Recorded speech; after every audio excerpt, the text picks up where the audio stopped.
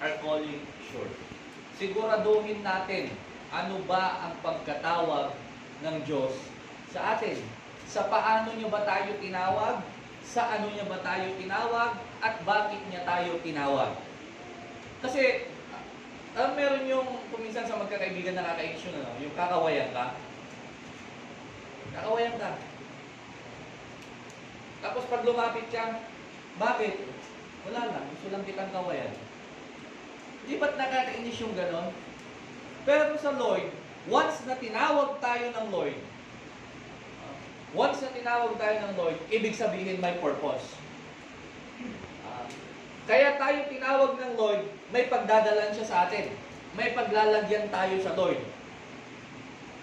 Lingunin niyo yung katabi niyo, sabihin niyo, may kalalagyan ka. Wag yung halong pagbabanta, ano po? Kundi yung halong pagsasabi na may plano ang Lord sa'yo. Wag yung babanta nyo na, may kalalagyan ka mamaya. Hindi, gano'n. Kundi may inalaan ang Diyos sa atin na paglalagyan para tayo ay maging kapaki-pakinabang sa harapan ng Lord. Ganyan naman po kaya tayo tinawag ng Lord dahil meron pong purpose ang Lord sa buhay natin. Make your calling sure. Why? Because your calling is holy. Ang pagkatawag natin ay hindi basta-basta. Ang pagkatawag ng Lord sa atin ay hindi aksidente. Remember doon sa sinabi ng Jeremiah, nasa sinapupunan pa lamang tayo ng ating mga magulang, alam niya na kung sino at ano ang magiging tayo. So, ibig sabihin po, lumabas tayo sa mundong ito nang hindi po aksidente. May purpose po yan. Sa dami-daming cells, yung nag-aunahan at nag-aagawan na mapunta doon sa sinapupunan ng ating mga magulang, tayo yung lumabas. Madami yan, nag-uunahan. Nakipagsiksikan, tayo yung lumabas. Kaya huwag nating sasabihin, bakit ako pa? Kasi kung hindi ikaw, wala ka dito. Wala tayo dito. Yan yung purpose ng Lord sa atin. Noong nasa sinapupunan pa lamang tayo ng ating mga magulang, may plano na ang Diyos sa atin. 2 Peter chapter 1, verse 10. Therefore, my brothers, be all the more eager to make your calling and election sure. For if you do these things, you will never fail. Sa Tagalog po. Kaya mga kapatid, lalong pagsikapan ninyo na patatagin ang pagkatawag. Patatagin daw po ang pagkatawag at pagkapili sa inyo. So, hindi lang tayo basta tinawag. Pinili pa tayo. Hindi ba pag bumibili tayo, hindi naman tayo basta dadampot na lang. Pipili tayo, it's either yan yung mga prutas, or isda. Pipili tayo. Titignan natin kung alin yung alam natin na maganda. Titignan natin kung ano yung alam natin na masariwa. Titignan natin kung ano yung alam natin na makakapagbigay ng satisfaction sa atin. So, ganun din sa pagkatawag ng Lord. Tinawag tayo ng Lord at pinili niya tayo sabi niya dito, kaya't patatagin daw natin yung ating pagkatawag at pagkapili sapagkat kung gawin ninyo ang mga bagay na ito, yung mapatatag natin yung ating pagkatawag at pagkapili, kung magagawa daw po natin yan, hindi kayo matitisod kailanman. Hindi tayo mapapahamak kailanman. Hindi tayo mawawala sa piling ng Diyos kailanman. Bakit?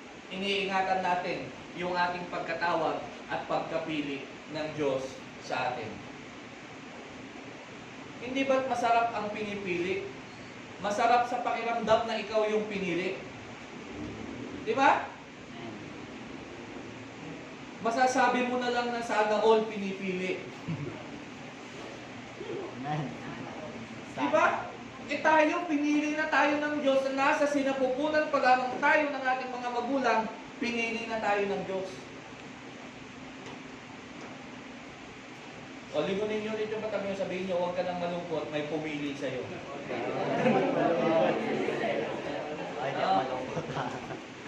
Hindi ka man piliin ng gusto mong tao na pumili sa'yo, pero noon pa lang nasa sinapupunan tayo ng ating mga magulang, meron nang pumili sa atin.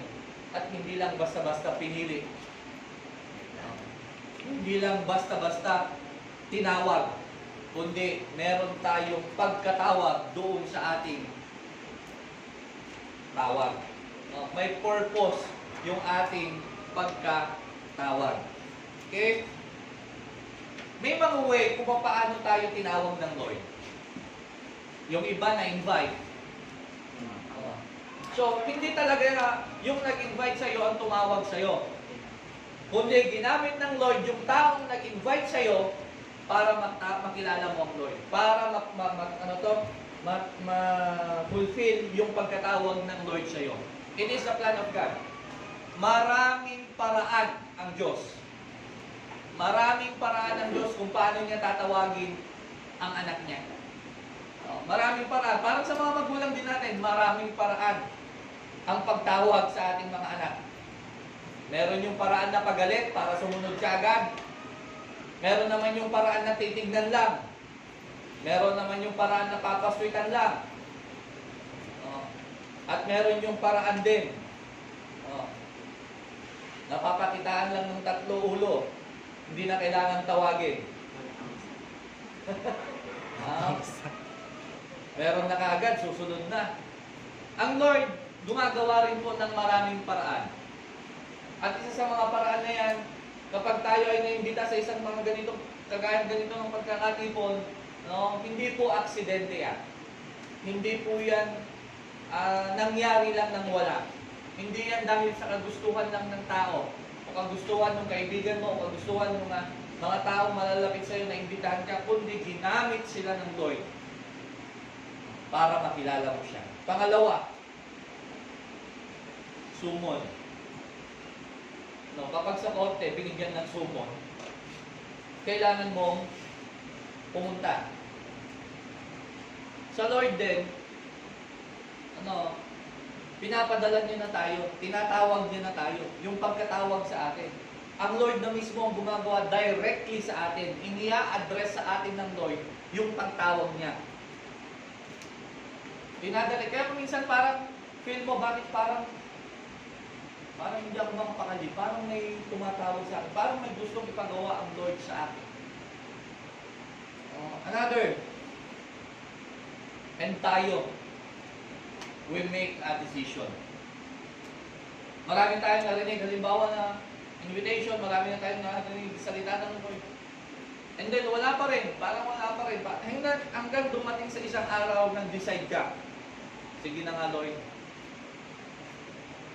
pupunta na ako sa pagkatawag mo. Pupunta na ako doon sa gusto mong puntahan ko.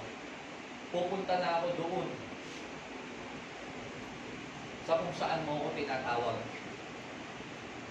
Dumating tayo dun sa point na mag-decision tayo, which is, ito yung napakagandang bagay na gawin natin. Mag-decide tayo na maglingkod sa Panginoon. Kasi, our decision, yung decision po natin, yan yung maglilid sa atin sa kung ano ang magiging tayo balang araw. Sa lahat ng bagay, yung decision natin ang maglilid sa atin. Kung hindi tayo magde-decide, then hindi natin mapupuntahan o hindi natin ma-achieve anumang bagay na meron tayong ginugusto. The point at which God confronts you with His call is the most significant moment in your life. Yung word na confronts is yung meet. The point at which God meet you at His call is the most significant moment in your life. Kapag daw dumating tayo dun sa punto ng ating buhay na na-meet natin, na-meet tayo ng Diyos, nag-meet tayo ng Lord doon sa pagkatawag niya sa atin, yan daw yung pinakamahalaga, isa sa pinakamahalagang bagay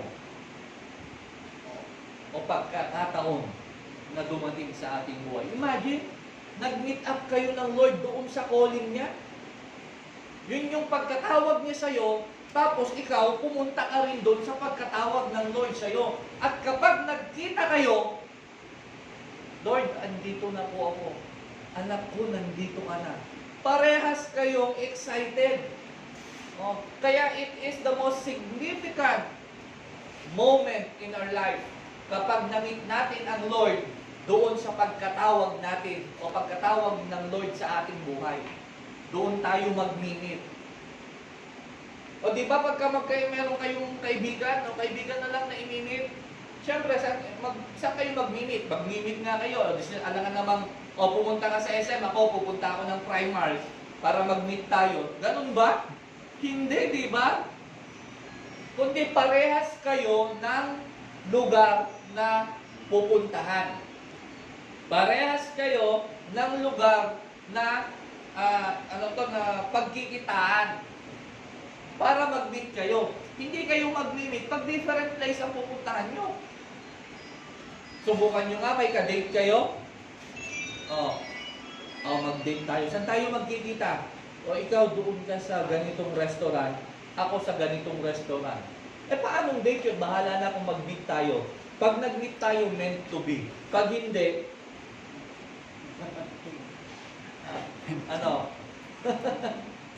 hindi tayo para sa inyo. Ganun ba? Hindi. Kailangan natin i-meet up ang plano ng Lord doon sa pagkatawag natin. Kaya kung ang pagkatawag niya sa iyo ay kumanta, i-meet mo ang Lord sa pagkanta mo. Diba? Kung ang pagkatawag ng Lord sa iyo ay pagtugtog, i-meet mo ang Lord doon sa pagtugtog mo. Na habang tumutugtog ka, nag-glorify mo na ang Lord. Na habang kumakanta ka, nag-glorify mo na ang Lord. Habang nagbabasa ka ng Bible, nag-glorify mo ang Lord. Namimit mo ang Lord sa buhay mo. Kasi yun yung pagkatawag ng Lord sa iyo. So kung marami ang pagkatawag, may pagkatawag ng ginagamit sa pagtuturo, may pag-share, diba? Meron yung pagtulong, meron yung pagbibigay. Kung yan yung mga pagkatawag natin, yung different kinds of gift, nung nandyan yung pagkatawag natin, kung ano yung pagkatawag ng Lord sa atin, doon natin i-meet ang Lord. Doon natin siya i-meet. Nang sa ganon, kapag nag-meet tayong dalawa doon, kapag na-meet natin ang Lord doon, magiging masaya po tayo. And even God Himself, magiging masaya. Your whole destiny will be determined by the way you respond to the call of God. Ang ating daw pong buong destinasyon ay i-determine niya the way we respond the call of God. If we are willing to respond doon sa call ng Lord, yan po ang magde-determine ng ating destiny. Yung pagkatawag o sa pagkatawag ng Lord, if how we respond sa Kanyang calling sa atin. Kasi kung hindi tayo magre-respond doon sa pagkatawag niya, paano mapufulfill ang mga plano ng Lord para sa atin? Paano niya maibibigay yung magagandang plano niya sa atin na sabi niya sa Jeremiah chapter 29 that I have a plans for you, plans to prosper you, not to give you not to harm you, plans to give you hope and a good future. Paano natin ma-reach out o paano natin mapupuntahan yung good future na plano ng Lord sa atin if we are not responding to His call? Just like Jonah. Diba? Paano niya mapupuntahan yung lugar na pinapapuntahan ng Lord sa kanya para mailigtas yung mga tao doon kung sa iba siya pumunta? Paano natin mapufulfill yung pagkatawag ng Lord sa atin kung sa iba tayo pupunta? Ang dapat puntahan natin yung pagkatawag ng Lord sa atin. Kung minsan mahirap, pero habang yan ay sinisimulan natin ang Lord, hindi niya tayo iiwan. Hindi niya nga tayo pababayaan eh. Kaya iwan ka na ng lahat dito sa mundo. Ang Diyos, hindi ka niya iiwan. Ang sakit kaya ng pakiramdam ng iniiwanan. Di ba? Hindi ka makakatulog. Hindi ka makakakain. Iniisip mo, nasan na kaya siya? Bakit kaya niya ako iniwan? Ano bang kulang sa akin? Pangit ba ako? Kapalit-palit ba ako? Magtatanong ka pag sinagot na hindi. Why? Why? Yung ba? Maraming nagtatanong sa'yo. Ganon din kapag iniiwan natin ang Lord. Tandaan po natin ang Lord, hindi po nang iiwan. Tayo ang nangiiwan sa Lord. Tayo ang lumalayo sa Lord. Ang Lord hindi lumalayo sa atin. Ang Lord lagi lang nandyan, inaantay tayo. Pero once na ang tao ay lumayo sa Kanya, nasasaktan din po ang Lord. Kasi lahat po ng iniiwanan, nasasaktan. At masakit po ang iwanan. O yung mga may mga magulang kayo, halimbawa, aalis. Masakit din yung mag-iwan, pero nasasaktan yung iniiwan. Lalo na't kung walang dahilan. Magugulat ka na lang, iniwan ka, walang dahilan. Ouch! Why, oh why? Huh? That's why our whole destiny will be determined by the way we respond to the call of God. The relationship to the purpose and plan of God is according to Romans chapter 8 verse 28, and we know that all things work together for good. All things work together for good. Pero hindi doon natatapos. Ang sabi niya, all things work together for good for those who love God. Mapangyayari daw ang lahat ng bagay kapag nagsama-sama ang mga tao. Nagmamahal ng tunay sa ating Panginoon. At hindi lang basta nagmamahal, and also who are called, yung mga tinawag according to His purpose, according to the purpose of the Lord, and according doon sa pagkatawag ng Lord sa atin. Ano ba ang pagkatawag ng Lord sa atin? Kaya nga kung magre-respond tayo doon sa pagkatawag ng Lord sa atin, then all things working together for good. Kasi nga mahal natin ang Diyos. Kaya natin na nagagawa yung purpose, yung pagkatawag ng Lord sa atin. Kaya nga sabi ko po kanina sa inyo, sa lahat po tayo, yung pagkatawag ng Lord sa atin ay may purpose ang Lord. Hindi niya tayo tinawag ng wala lang. Hindi niya tayo tinawag ng aksidente lang. Hindi niya tayo tinawag ng dahil sa gusto lang niya. Kundi tinawag niya tayo dahil may malaking plano ang Diyos sa buhay natin. Sabihin niyo sa katabi mo, may plano ang Diyos sa buhay natin. So all things work together for good, for our good, applies only to those who respond to the God's call. Yung all things work together for good, nag-a-apply lang po yan doon sa mga nagre-response sa pagkatawag ng Lord. Paano nga naman na magtatagumpay kapag hindi naman tayo nagre-respond doon sa pagkatawag ng Lord? Kapag sumasalungat tayo doon sa pagkatawag ng Lord, paano magiging all things work together? Kaya nga tinawag niya na work together, parehas yung ginagawa natin eh. Sa magkasama tayong gumagawa. O pansinin ninyo yung halimbawa lang sa magwawalis. Magwawalis ng bakuran. Yung isa paikot na gano'n na magwawalis, pupunta niya doon yung basura. Yung isa naman dito, pupunta niya rin yung basura gano'n. Ano mangyayari? Umiikot lang yung basura, hindi matatapos. Kailangan may unity. Kailangan mag-work sila together. Kailangan mag-work out yung ginagawa nila o yung gagawin nila. Kasi kung hindi nag-work out yung gagawin nila o yung ginagawa nila, then hindi yan matatapos. Hindi yan magtatagumpay. Kung minsan nahihirapan tayo eh. Bakit? Baka hindi yan talaga ang purpose ng Lord sa atin. Kaya minsan madalas tapos madalas. Kaya madalas masaktan ang tao o tayo. Kaya madalas tayong nasasaktan kasi hindi pala yun yung purpose ng Lord sa atin. Pinipilit natin. Ang hirap kaya nang yung ipilit mo yung sarili mo sa hindi naman para sa'yo. Diba? Ang sakit. Aasa ka sa bandang huli. Sa bandang huli, makikita mo siya. Masaya na sa feeling ng iba.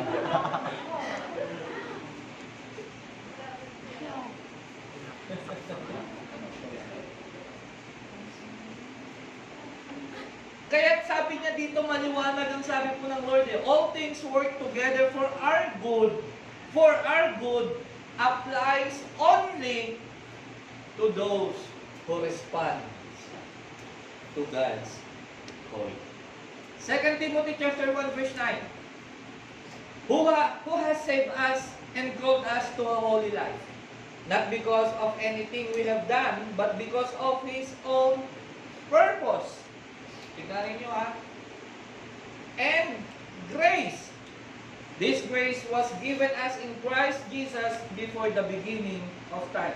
Ang nagligtas at tumawag sa atin, ang nagbigay ng isang magandang buhay, hindi dahil sa mga nagawa natin, kundi dahil sa kanyang purpose, kundi dahil sa kanyang plano, awa at habag sa ating buhay. Kaya nga tayo may pagkatawag eh. Yung pagkatawag natin may purpose. At doon sa purpose na yun, at doon sa pagkatawag na yun, may grace ang Lord. Imagine ilang beses na natin tinakasan yung pagkatawag natin, but still, ibinibigay pa rin ng Lord if we decided to accept yung calling ng Lord sa atin. Nandyan pa rin. Kasi nga, may grace ang Lord sa atin. May awa, may habag ang Lord sa atin. Kaya napakahalaga na ito, maramdaman natin, makita natin, ma-realize natin na napakahalaga pala ng pagkatawag natin. Na napakahalaga pala ng plano ng Lord sa atin. Na kaya pala hanggang ngayon naririto pa tayo sa mundong ito, may purpose ang buhay natin na inilaan o sa pagkatawag ng Lord sa ating buhay. Your calling is a holy calling. Huwag natin kakalimutan. Ang ating calling is banal. Bakit? Ang Lord natin ay banal. At ang tumawag sa atin ay ang ating Diyos na banal. Ang tumawag sa atin is the Holy God. So ang pagkatawag niya sa atin is also a holy calling. Kaya dapat pahalagahan, dapat irespeto, dapat alagaan, at dapat tayong mapagkatiwalaan doon sa calling ng Lord sa atin. Takes priority over everything else. Dapat daw bigyan natin ng prioridad kaysa sa anumang bagay. Over everything. Alamin muna natin ano yung pagkatawag ng Lord sa atin. At kapag nag-direct tayo doon sa pagkatawag ng Lord sa atin, God will direct our path. Sa mga dadaanan man natin, sa mga pupuntahan natin, mahirap man, meron mang mga challenging na daanan, kakayanin natin. Bakit? Kasama natin ang Diyos sa pagpunta doon sa plano ng Lord para sa ating buhay. Aba, mahirap naman graduate eh. Mag-aral lang ang hirap, lalo ng mga engineer, mga architect, mga doctors. Ang hirap niyan, hindi pwedeng sasabihin ba na gusto kong maging, anong gusto mo? Gusto kong maging engineer, gusto kong maging abogado. Saan ka mag-aaral? Kailangan pa ba yun? Hindi na kailangan. Basta magaling naman ako mga tuwiran eh. Yung nanay ko nga, hindi manalo sa akin eh.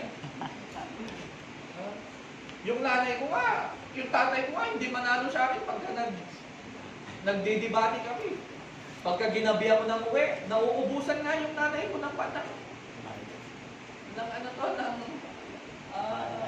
tanong eh. Lahat nasasagot ko. Pag sinabi niya, bakit gabi na ako umuwi? Kasi hindi umaga. Di ba? Ba't hindi ka natulog dito sa bahay? Sa ibang bahay kasi ako natulog. Di ba? Ganun ba? Ganun ba? Hindi. Kung meron tayong pinapangarap, pupuntahan natin yung pangarap natin unti-unti, step by step, and then doon sa mga lalakaran natin, pupuntahan natin, huwag natin i-expect na yan ay magiging smooth lahat, kundi may mga challenge na tayong pagdadaanan. Kaya lang tayo nahihirapan dun sa mga challenge na yon dahil hindi natin nakasama ang Lord na dumaan sa mga challenge na yun. Pero kapag kasama natin ang Lord na dadaan sa mga challenge na yan sa ating buhay, anumang pagsubok yan, kaya nating pagtagumpayan. At balang araw, mararating natin yung pagkatawag ng Diyos sa atin. Mararating natin yung pinapangarap natin. Masasabi natin, salamat Lord, hindi mo ako iniwan. Hindi mo ako pinabayaan. Narating ko yung aking pinapangarap. Narating ko yung plano mo sa aking buhay. Hindi yan instant. Meron at meron yang pagdadaanan, meron po yung mga challenging parts. Pangalawa, your calling is by grace. Kaya tayo tinawag ng Lord, it is by grace of God. Yung pagkatawag natin. You are not called to what you are able to do. Hindi tayo tinawag sa kung ano yung kaya natin gawin. Tinawag tayo ng Lord kasi may magagawa ang Lord sa buhay natin. Ang pagkatawag natin sa Lord ay hindi dahil sa meron tayong magagawa, kundi dahil may magagawa ang Diyos sa buhay natin. Malaki ang magagawa ng Diyos sa buhay natin. Kaya huwag po nating baliwalain yung pagkatawag ng Lord sa atin. Huwag natin sabihin na wala naman ako magagawa dyan, hindi ko naman kaya yung plano ng Lord sa akin. Oo nga, kaya nga niya tayo tinawag eh. Dahil hindi natin kaya. Tinawag niya tayo para patunayan sa buhay natin na yung hindi mo kaya, kaya ng Diyos sa buhay mong gawin. Kasi kung kaya natin, parang mawawala na ang Lord eh.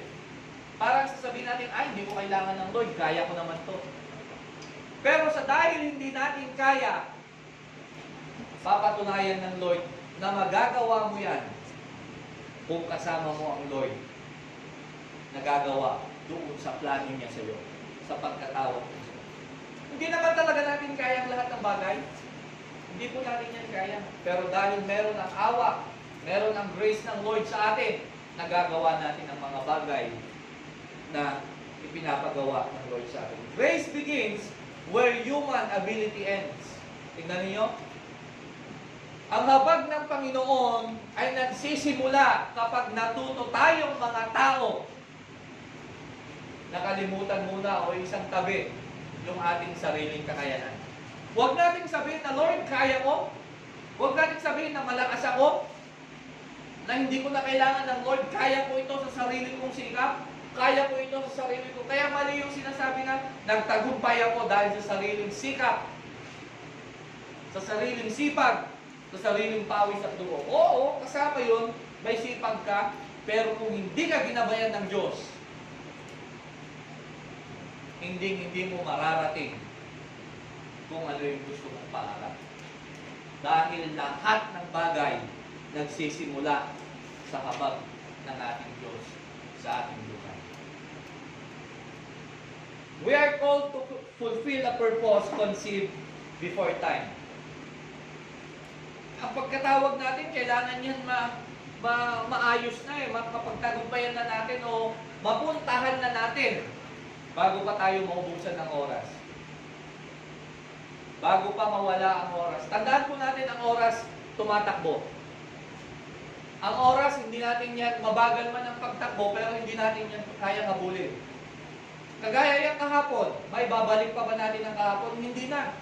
So kung ano yung mga hindi natin nagawa kahapon, hindi na natin yan pwedeng balikan kahapon. O yung kahapon natin, hindi na natin pwedeng balikan bukas. Kasi natapos na yon. Kaya nga ang kahapon natin is a history. Ang kahapon natin. Ang present natin, it is our, itong araw natin ngayon, yung kinakaharap natin, it is our present.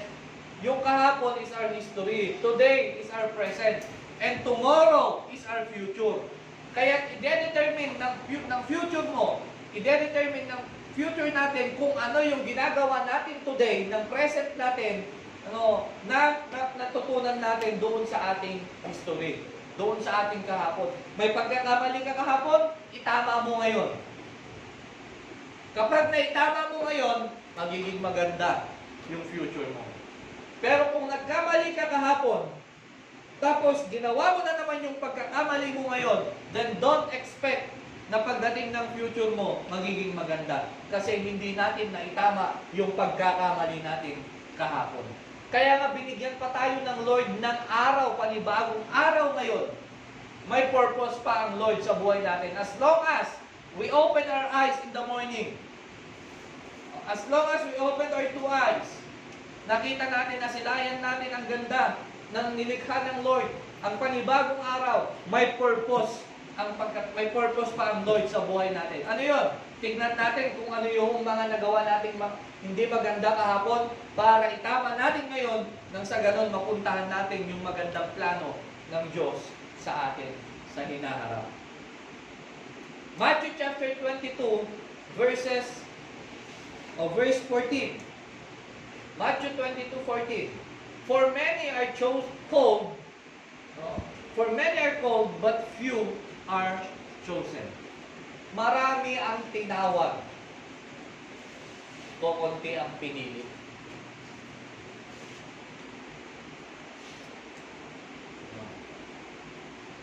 Marami ang tinawag, kokonti ang pinili. Parang dito lang sa mundo yan. Maraming pinagpilian, isa lang ang pinili. Kaya swerte yung napipili. Kaya mapalad tayo dahil hindi lang tayo tinawag ng Lord, pinili pa niya tayo. Ulitin mong sabihin sa katabi mo, sa kabila naman, pinili ka ng Diyos. Huwag ka nang malungkot.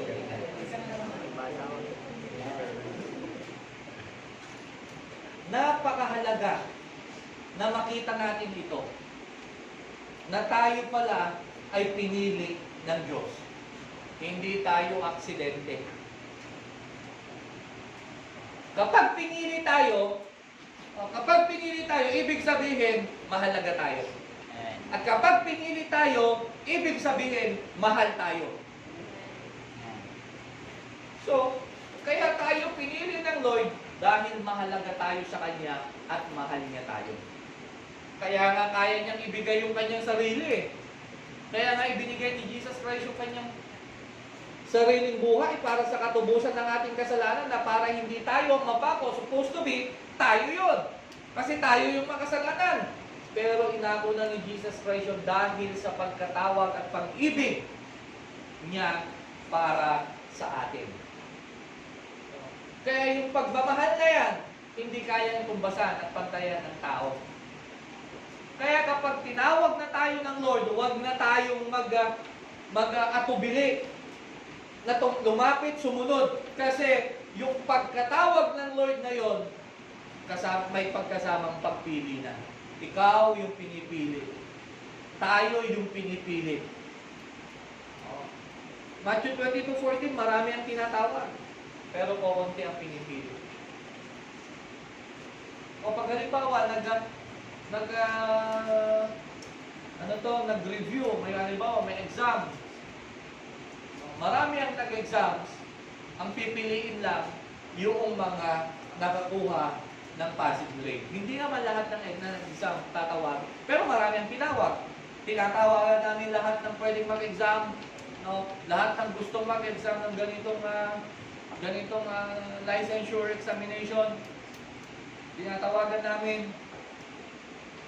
Pero pagdating ng panahon, pipiliin lang nila kung sino yung mga karapat-dapat bigyan ng lisensya.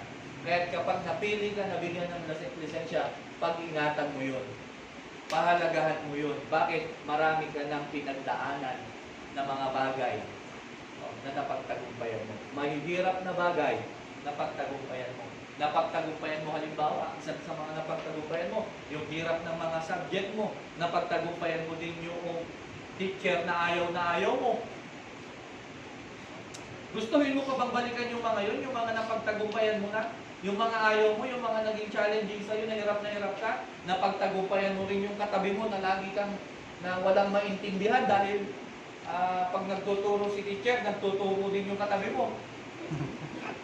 Diba? Tapos pagdating ng examination, magtatanong sa'yo, ano daw yun? Sabi niya, paano? Okay, paano makakaintindi kung siya mismo teacher din sa likod? Diba? Kaya napagtagumpayan na natin. So once na napili na tayo, ang kailangan natin gawin, pag-ingatan, pahalagahan at mahalin natin yung pagkatawag at pagkapili ng Diyos sa atin. Kaya itong pagkapili ng Diyos sa atin, kailangan natin itong pahalagahan. Kaya sabi niya, number 1, many are called, but few are chosen. Pasalamat tayo dahil napili tayo ng Lord. Pasalamat po tayo dahil mahal tayo ng Lord. Pasalamat po tayo. Binigyan tayo ng pagkakataon ng Lord dahil sa kanyang habag. Tayo ay nananatili dito. To be chosen, you have to meet God's condition. Huwag tayo ang magbibigay ng kondisyon. Dapat, i-meet natin kung ano ang kondisyon ni Lord. Eh, ang lagay ba, pag tayo nag-exam ng mga licensure, any kinds of licensure examination na yan, kapag nag-exam ba tayo, okay, mag-exam ako niyan, pero sa ganitong kondisyon. Yung alam ko lang ang sasagutin ko, kamo? Hindi pwede yun. O kapag basta may 10 lang akong tama, pasado na ako Pag hindi, huwag ako mag-exam. Sinong tinakot mo? Ako? Sino bang babagsak? Ako naman. Kayo ba? Ganun ba? Tayo pa ang magmamalaki? Tayo ba ang magbibigay pa ng kondisyon? No! Dapat we need to meet God's condition. Parang sa bahay din yan. Minsan, mga anak pa nagbibigay ng kondisyon sa magulang siya kaginawa agad ang anak cellphone. Siya kagdalos balay o siya kagdalos, ninggat ang andak cellphone. Ninggat ang andak iPad. Awan kontak, di ba pura awan. Kung magsipag ka muna, ipakita mo, magtrabaho ka nang wala kang hinihinging kondisyon. Kapag nakita naman ng magulang yan, ay wala naman pong magulang. Walang magulang na kayang tiisin ang kanyang anak. Dabuhay-gur ko na okay. Nagtiwag ka agasin. Sabi, niya aga siya na ito kakayat mo. iPhone. Kailan pa naging gamot ang iPhone?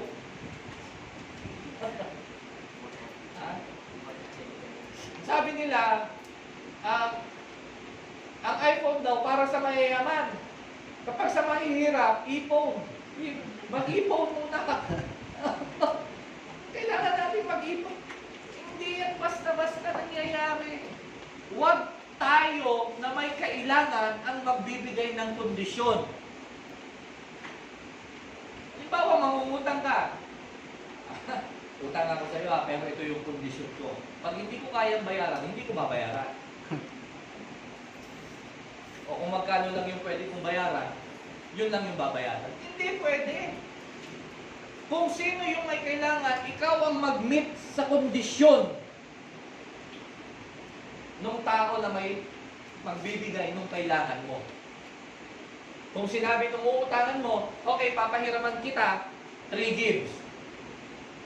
Isa sa umaga, isa sa tanghali, isa sa gabi. Pumayag ka na.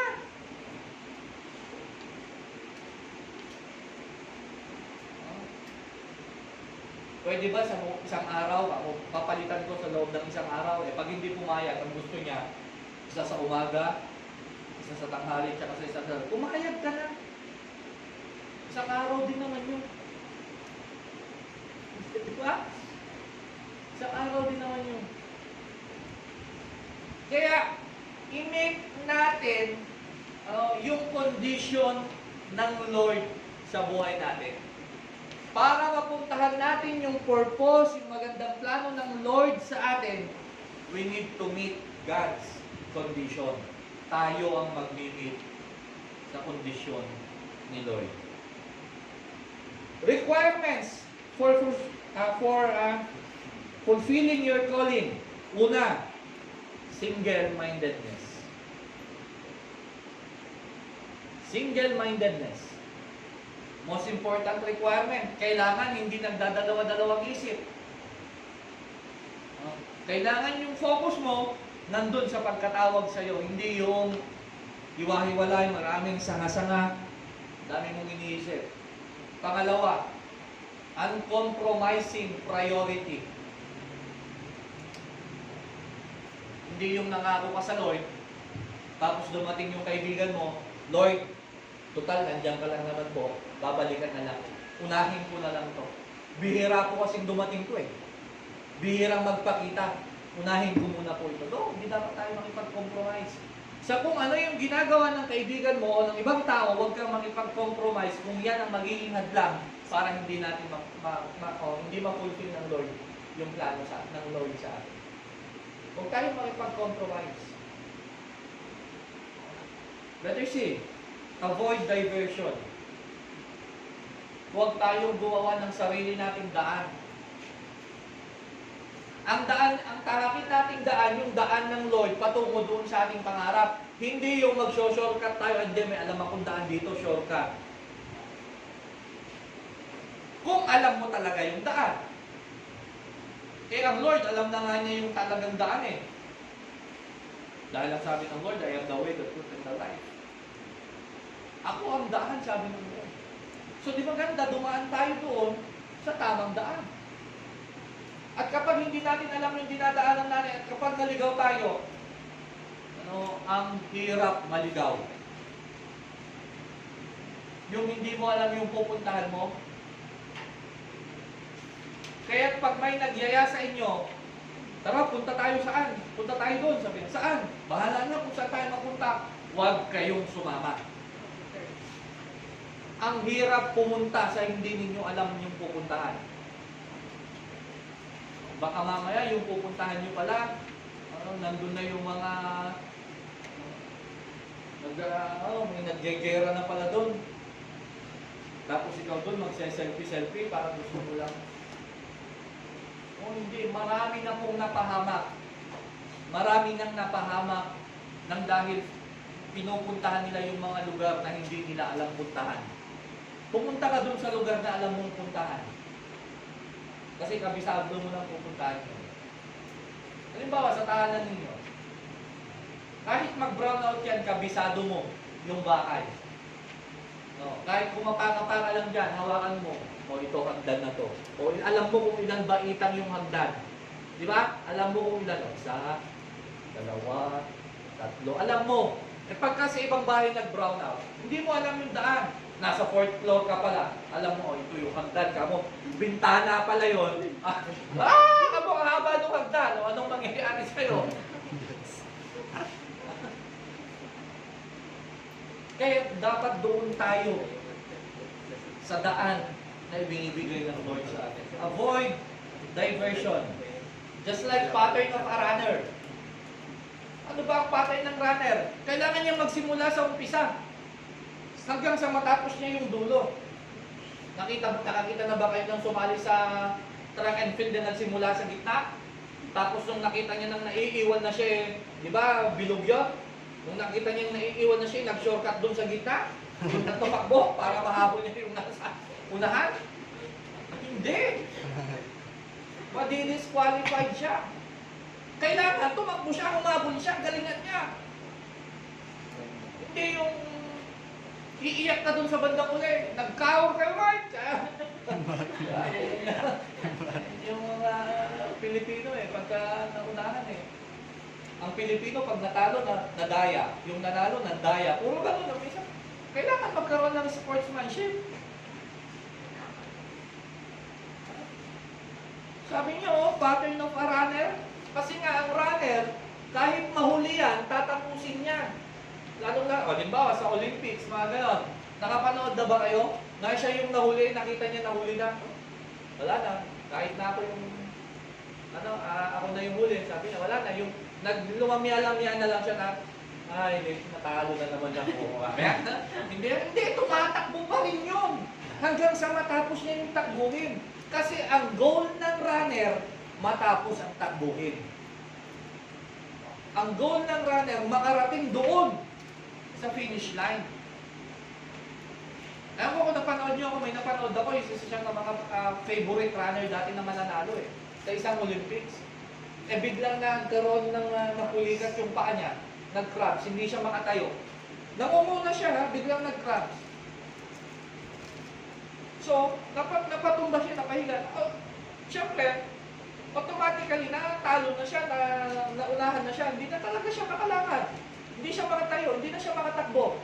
Ang ginawa niya, pinilit niyang tumayo. Itinaas niya yung isang paa niya. Iika-ika na siya. Iika-ika na siya hanggang sa marating niya yung finish line. Alam niyo lahat ng nanonood, tumayo. Pinalakpakan siya. Ipinakita niya kasi yung determination niya na marating yung finish line despite doon sa sakit na kanyang nararanasan.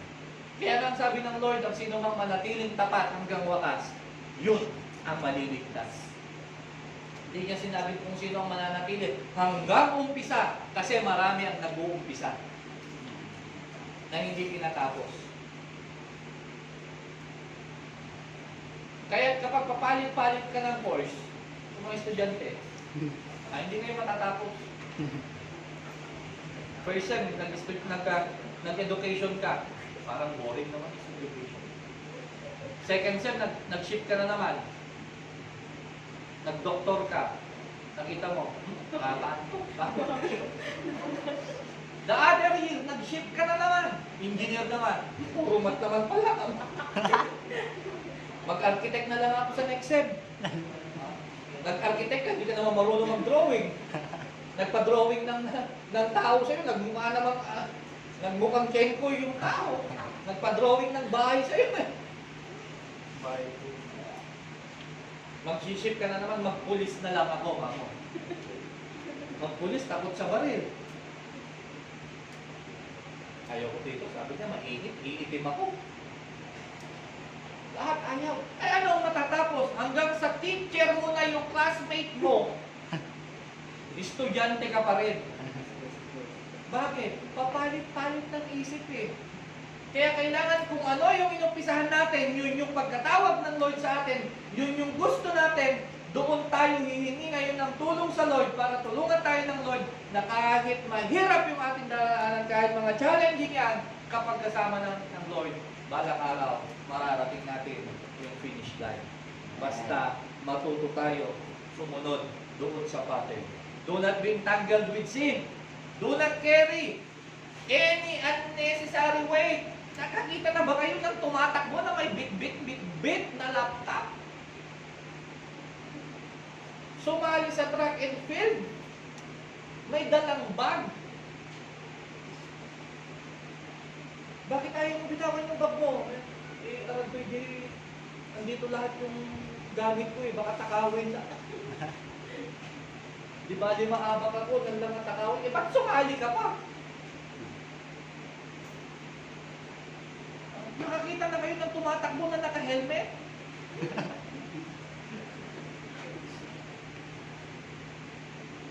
Nakakita na kayo ng tumatakbo na yung sapatos niya ay combat?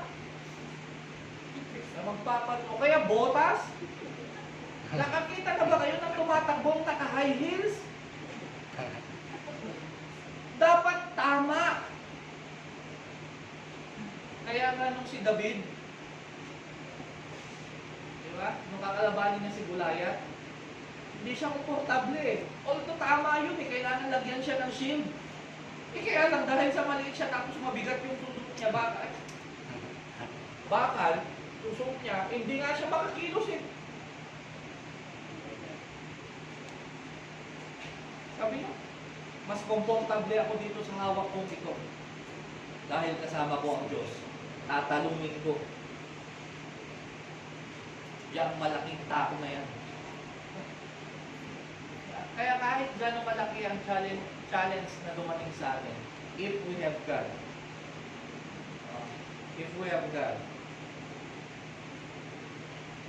mapagtatagumpayan natin yan.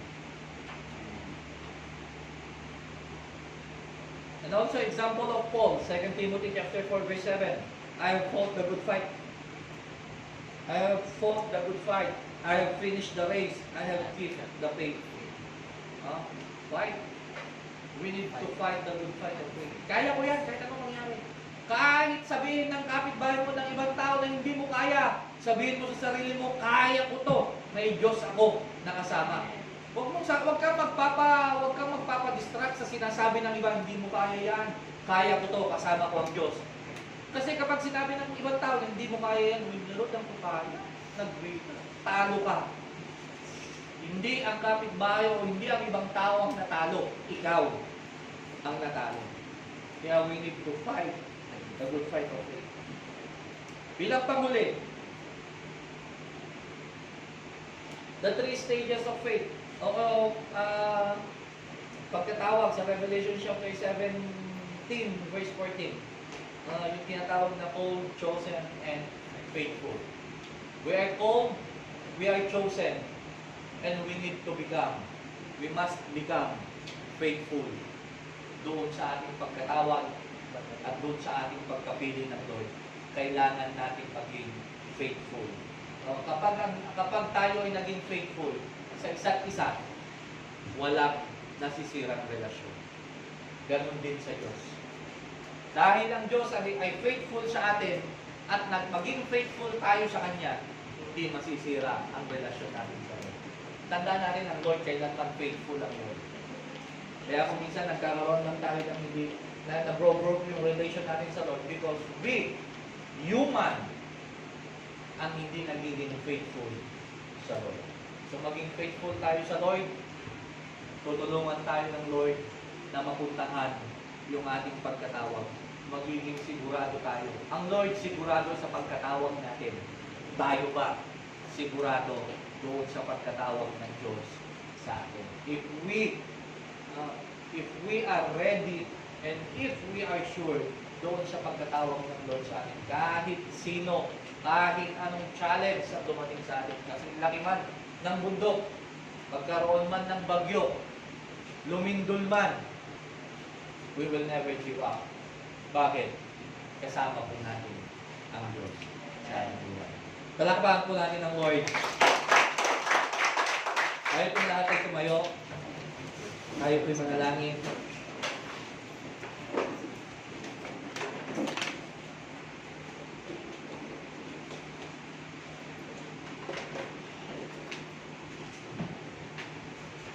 Dakilang Diyos, salamat po sa oras na ito. Panginoon, tunay na may pagkatawag ka sa buhay ng bawat isa. Panginoon, tunay na